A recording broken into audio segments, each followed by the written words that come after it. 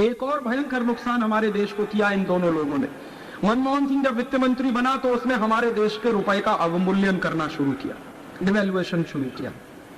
और डिवैल्यूएशन शुरू किया तो उसके पीछे तर्क क्या था उसका? उसने ये कहा कि हम भारत का निर्यात बढ़ाना चाहते हैं, एक्सपोर्ट ओरिएंटेड हम इस देश का डेवलपमेंट करना चाहते हैं। तो ज्यादा से ज्यादा निर्यात कब होगा? जब इस देश की मुद्रा का अवमूल्यन करेंगे तो माल सस्ता हो जाएगा, इसलिए ज्यादा बिकेगा। तो अवमूल्यन करते गए। कितना किया? 1991 के साल में $1 में 18 रुपया होता था, आज $1 में 40 रुपया, 120% अवमूल्यन हो गया। इसका नुकसान क्या हुआ? 1991 के साल में जब हम अंतर्राष्ट्रीय बाजार में 18 रुपए का माल बेचते थे तो हमको $1 मिलता था। अब अंतर्राष्ट्रीय बाजार में हमको 40 रुपए का माल बेचना पड़ता, तब $1 मिलता। माने 22 रुपए का माल हमारा खड्डे में जा रहा है, उसकी कोई कीमत हमको नहीं मिल रही।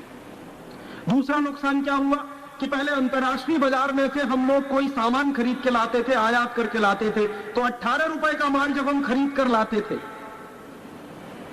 अब वही माल हमको 40 रुपए का खरीदना पड़ता। तो हमारे आयात के खर्चे बढ़ गए, निर्यात की आमदनी कम हुई। निर्यात की आमदनी कम, आयात के खर्चे जब बढ़ जाते हैं तो व्यापार में घाटा पैदा होता है।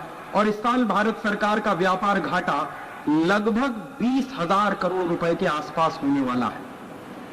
अभी बजट आएगा 1 जून को, बजट आएगा तो आपको पता चलेगा कि इस साल का व्यापार घाटा पिछले 40 साल में सबसे ज्यादा है।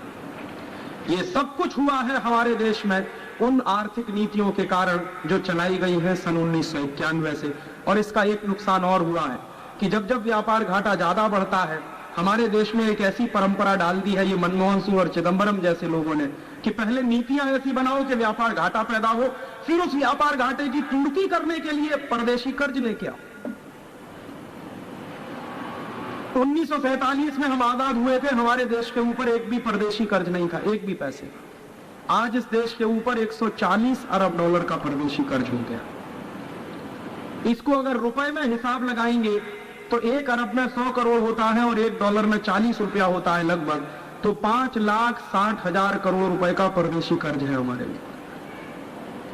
और इसको हिसाब लगाएंगे तो हिंदुस्तान के एक एक व्यक्ति के ऊपर लगभग 5,500 रुपए का परदेशी कर्ज है। एक परिवार में अगर 5 सदस्य हैं तो लगभग 30,000 रुपए का परदेशी कर्जदार है हर एक परिवार। तो आप कहेंगे राजीव भाई हमने तो कभी लिया नहीं, हमारे ऊपर कहां से चढ़ा?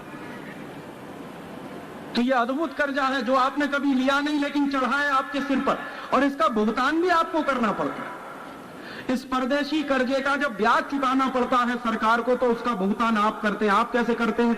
आप सरकार को जो टैक्स देते हैं, सरकार आपसे जो टैक्स वसूलती है, उस टैक्स की वसूली का एक बड़ा हिस्सा परदेशी कर्जे का ब्याज चुकाने में खर्च होता है। और इस साल आप जब बजट आएगा 1 जून को तो आप एक ही चीज समझने की कोशिश करिए बजट में कि इस साल भारत सरकार का सबसे ज्यादा पैसा कहां खर्च हो रहा है।